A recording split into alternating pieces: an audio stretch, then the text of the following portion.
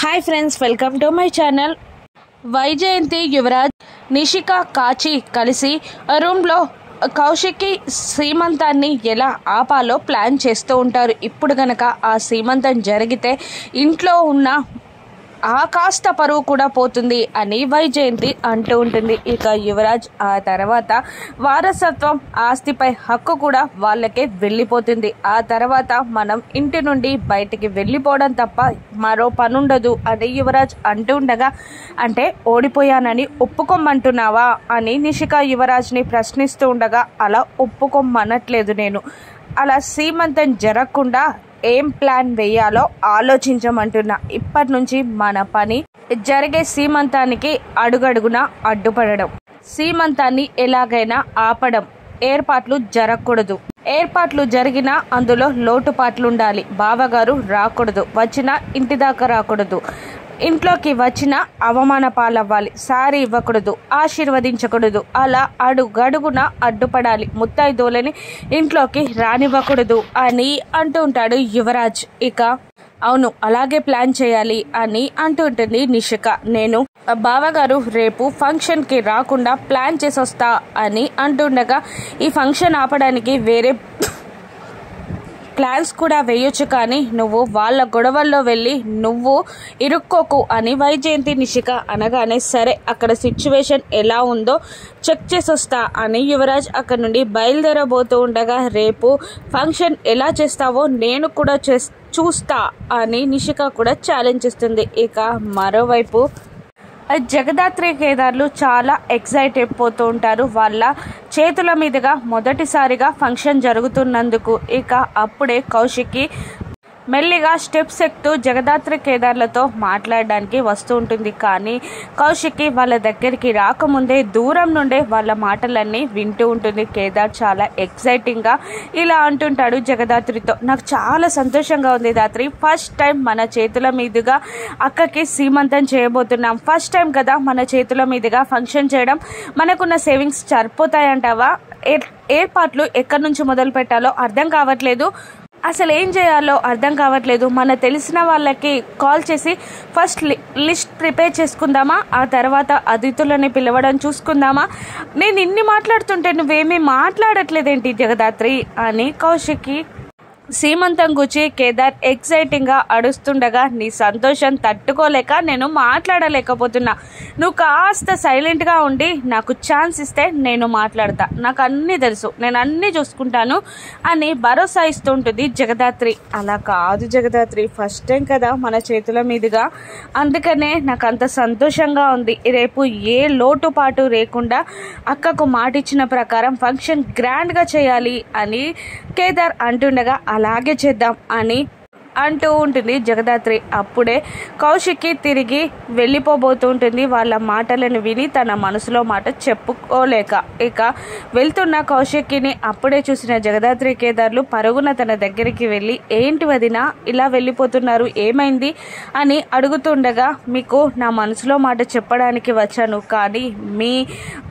సంతోషం చూశాక నా మాట చెప్పలేక మౌనంగా ఉండడమే మంచిదని వెళ్ళిపోతున్నా అని అనగానే, అలా ఎందుకంటారు వదిన అంటూ తీసుకెళ్ళి ఉయ్యాలలో కూర్చోబెట్టి మీ మనసులో మాట ఏంటో చెప్పండి అని అడుగుతూ ఉంటుంది జగదాత్రి. ఏం లేదు, ఈ ఫంక్షన్ నాకు చేసుకోవడం ఇష్టం లేదు, పిన్నన్నట్టు తాళి కట్టిన భర్త పక్కన లేకుండా ఫంక్షన్ చేసుకుంటే అవమాన పాలవ్వడం తప్ప వేరే పనుండదు అని కౌశికి అంటూ ఉంటుంది.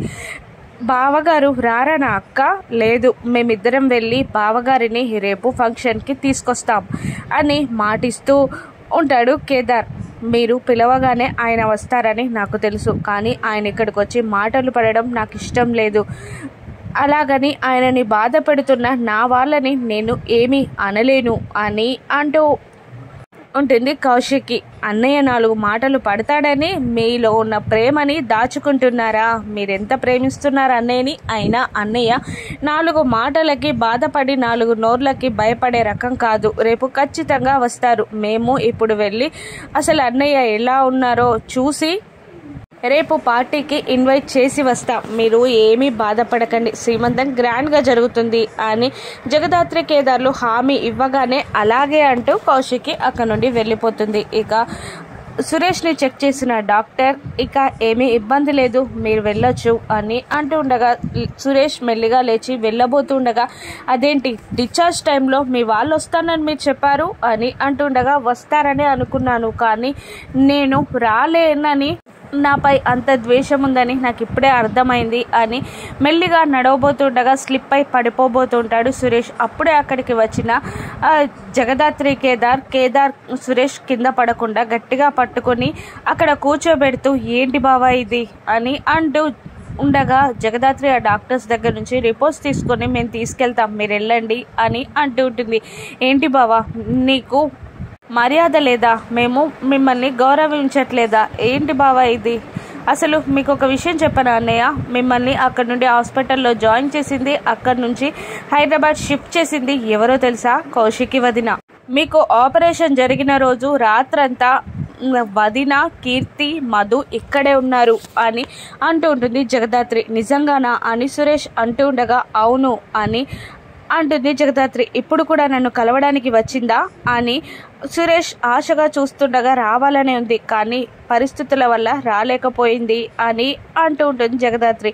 నేను హాస్పిటల్లో ఉన్నానని సంతోషంగా ఉండాలని నువ్వు ఆ మాట చెప్తున్నావు కదా అని సురేష్ చిన్నగా నవ్వుతూ ఉండగా ఆ విరక్తిని గమనించిన జగదాత్రి లేదు, రేపు సీమంతం ఫంక్షన్ ఉంది వదినది, మిమ్మల్ని ఇన్వైట్ చేయమని వదినే చెప్పింది, రేపు ఫంక్షన్ అయిపోయాక మీరిద్దరూ కూర్చొని మీ మధ్యలో ఉన్న ప్రాబ్లమ్స్ని సాల్వ్ చేసుకోర్రి అని అంటూ ఉంటుంది జగదాత్రి. లేదు నేను నమ్మను, వచ్చి మళ్ళీ అవమాన పాలవ్వలేను అని సురేష్ అంటుండగా లేదు బావా రండి, మీరు ఖచ్చితంగా అక్క మనసులో మాట మీకు తెలుస్తుంది అని అంటూ ఫస్ట్ మనం ఇంటికి వెళ్దాం పదండి అంటూ సురేష్ని బలవంతంగా ఇంటికి తీసుకెళ్తారు.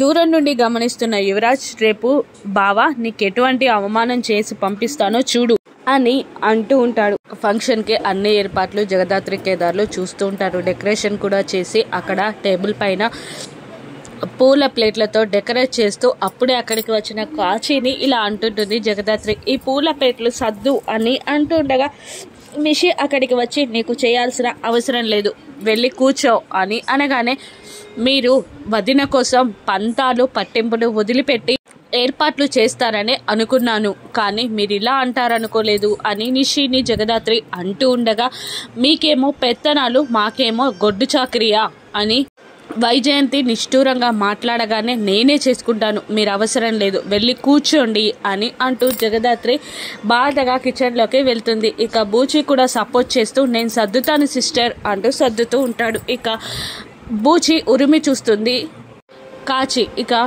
అప్పుడే అక్కడికి వచ్చిన కేదార్ హాట్గా వెతరుండడం గమనించి ఏమైంది అని బూచి దగ్గర నుంచి విషయం తెలుసుకొని జగదాత్రి దగ్గరికి వెళ్ళి మీ సిస్టర్ అన్న మాటలకి ఇంతలా బాధపడుతున్నావా, ఇది నీకేమైనా కొత్తనా అని అడుగుతుండగా అలా కాదు, ఫంక్షన్ బాగా చేస్తామని వదినకి మాటిచ్చాం, కానీ వదిన ముందు ఈ మాటలు మాట్లాడితే ఎలా అని అడుగుతుంటుంది జగదాత్రి. కానీ అక్క వినకుండా మనం ప్లాన్ చేయొచ్చు కదా అని అంటూ కాస్త నవ్వు అని ఆట పట్టిస్తూ ఉంటాడు కేదార్ జగదాత్రిని. ఆ తర్వాత జగదాత్రి నవ్వగానే నిషిక మరొక ప్లాన్ చేస్తూ అటుగా వెళ్తున్న పని మనిషిని లాగి పెట్టి ఒక్కటి కొడుతుంది. దాంతో జగదాత్రి అడ్డుగా వెళ్ళి ఎందుకు ఇప్పుడు ఇలా చేస్తున్నావు అని అంటూ ఉంటుంది. ఏంటి నా శారీని తాకింది అందుకే కొట్టా అని అంటూ ఉండగా మ్యాటర్ ఎక్కడికో వెళ్ళిపోతూ ఉంటుంది. ఆ మాటలో మాట గొడవ పెరుగుతూ ఉండగా ఎందుకు ఇలా చేస్తున్నావు అని జగదాత్రి అనగా ఎక్కడికి వెళ్ళినా ఈ సీమంతం ఆగే వరకు మాట లాగవు అని అంటూ ఉంటుంది కౌశికి. అంటే మేమేమైనా నువ్వు సీమంతం చేసుకోవద్దు అనుకుంటున్నామా అని వైజయంతి అనగా నిషిక అయినా ఈ పని మనుషులను కూడా ఇప్పుడు మీ తమ్ముళ్ళు చెల్లెళ్ళు అంటారా ఏంటి, అయినా మీ స్వార్థం మీరు చూసుకుంటారు కదా అని అనగానే నేనే స్వార్థం చూసుకున్నానో కాస్త చెప్పు అని కౌశికి ప్రశ్నించగానే మీ చెల్లెలు మధు పుట్టింటికి పరిమితమైందని గమనించకుండా తన బాధని పట్టించుకోకుండా సీమంతం చేసుకుంటున్నారు, ఇది మీకు న్యాయమా అని అడగ్గా అప్పుడే అక్కడికి వచ్చిన మధు నా కష్టం వల్ల ఒకరి సంతోషం దూరం అవుతుంది అంటే నేను తట్టుకోలేను, నా కష్టానికి ఇంట్లో వాళ్ళు కన్నీళ్లు పెట్టడం నాకు నచ్చదు, ముఖ్యంగా కౌశికి అక్క అలా చేయకూడదు, మీరు ఇంకొకసారి నా బాధని ఇంట్లో వాళ్ళ సంతోషానికి ముడిపెడితే నేను ఇంట్లో నుండి వెళ్ళిపోతాను అని బెదిరించి జగదాత్రి వదిన ఫంక్షన్ ఏర్పాట్లు చేయి, ఇష్టమైన వాళ్ళు ఉండండి లేదంటే మా సంతోషంలో పాలు పంచుకొని వాళ్ళు రూమ్లోకి వెళ్ళిపోవచ్చు అని వార్నింగ్ ఇచ్చి మధు అక్కడి నుండి వెళ్ళగానే సంతోషంగా జగదాత్రి ఏర్పాట్లు చేస్తూ ఉంటుంది. ఫంక్షన్ సజావుగా జరుగుతుందా, మళ్ళీ నిషిక అడ్డుగా నిలుస్తుందా? జగదాత్రి ఇచ్చే షాక్లకి నిషి ఎలా తట్టుకోగలదు? రాను ఎపిసోడ్స్లో చూద్దాం. Thank you for watching.